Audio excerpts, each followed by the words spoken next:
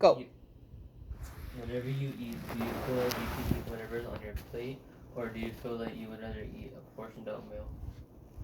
Today, I'm going to talk to you and try to persuade you to at least start thinking about portioning out your meals and snacks that you eat on a daily basis. I know for me personally, I would always eat whatever's on my plate and not think about portion control. But recently, I've taken that into account and I started portioning out my meals and I feel better about myself. And I'll get into that in a bit. And hopefully, by the end of this speech, you'll at least start to consider about portioning your meals and snacks.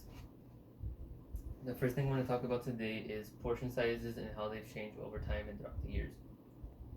According to YourWeightMatters.org, over the last 20 years, the American diet has changed dramatically, both in terms of the quantity and quality of our food intake. In 1970, Americans took an average of 2,160 calories per day. Today, it has skyrocketed to nearly 2,673 calories per person. And then there have been times that I have felt bad about myself because I don't feel good. Like, I feel overly stuffed and not good. But recently, I've actually taken my mom's Nutrisystem because she never finished it, so I started eating it and working out in between, and I feel better about myself. I don't feel overly stuffed or overly full. I feel content with myself and I feel good physically and mentally. And some more information was, according to WebMD.com, to shrink your portion, you could eat from a smaller dish like a luncheon or a salad plate. Learn and serve the right size portion. Don't go back for seconds or keep extra food on the table to tempt you. And then store leftovers in a single serving containers for quick meals, which I've actually started doing that, and it's actually a good thing. Whenever there's a meal cooked, I just get a small container, single size portion, and just put whatever I would want in there. And the next day, that's my meal, lunch or dinner right there, and it's nice and content. I'm not overly stuffed or overly full. I feel good right there.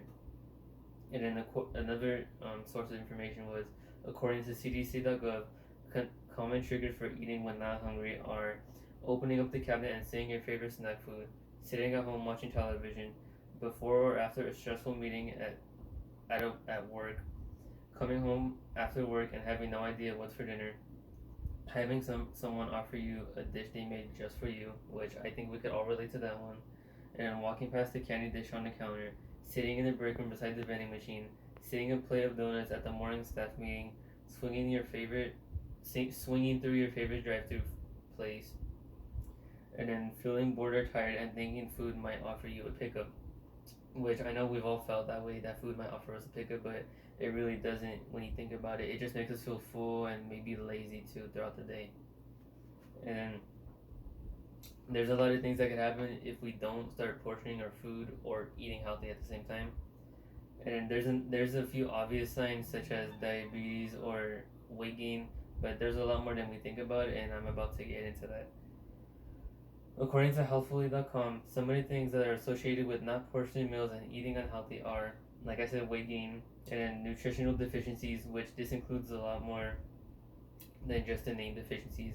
It could include fatigue, confusion, dry skin, reduced immune function, dizziness, and trouble learning, which I know I've had trouble learning, so chances are with my diet and how I've eaten before, I probably suffered from this. And heart disease and stroke, and also diabetes. And then I'm sure there are probably a lot more things that go along with the nutritional deficiencies, but I think this is just some of the ones that are focused at more because they're, in my opinion, they're bigger and I would say more important, I guess. So those are the ones that are focused on more in life. And then in conclusion, there is a lot of food out there that is healthy and unhealthy at the same time. We can eat whatever healthy food we want and still feel good. And even with the sugary foods, if we learn to at least portion that a little bit, then we can see a lot of difference in that in life. And then I hope at least this today at least started getting you to consider about thinking about portioning your food. And I'm about to show you my visual aid and get more information, how I said, about the nutritional deficiencies, and I'm gonna show you the effects of an unbalanced diet.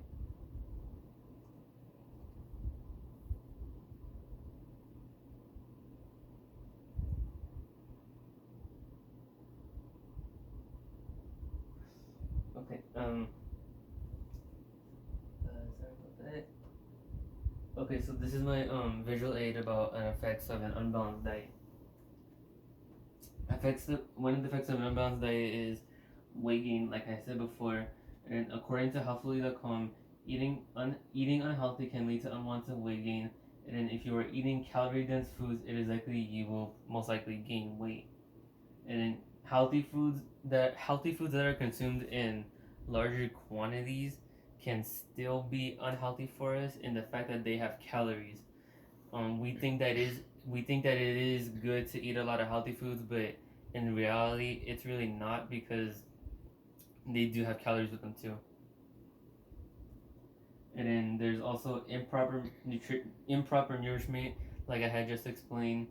And according to TheStrong.com, your body needs a certain amount of calories, the basic energy of the body, to function. And that really goes with all of us. We need the proper nutrition. The adults, the young kids, we need proper nutrition. We can't eat just more of one thing. And then disease states go along with diabetes and all that. According to TheStrong.com, if your body doesn't get enough of the proper nutrients, particularly antioxidants, your immune system will feel the effects. So we won't be as healthy, because our immune system is going to be weakened, and we'll have more of that chance to get the flu and common cold. And then basic recommendations. This is basically talking about what we could do to eat more healthy and start portioning our food better. And then, according to the Harvard School of Public Health, a common sense diet is the best approach. The common sense diet is basically, your common sense, how you eat healthy. If you eat the right amount, it'll be good for you. And then it includes a diet that is a plant-based life, with plenty of fruits and vegetables. And like I had said before, you can eat more of just one thing. You still have to have that balanced diet of the fruits and vegetables. If you eat more than one thing, you're not gonna get the proper nutrients from that other nutrient. And I hope this today at least help you to consider portioning your food, and start thinking about how you would portion your meals and snacks that you eat on a daily basis. And I thank you for listening to me today.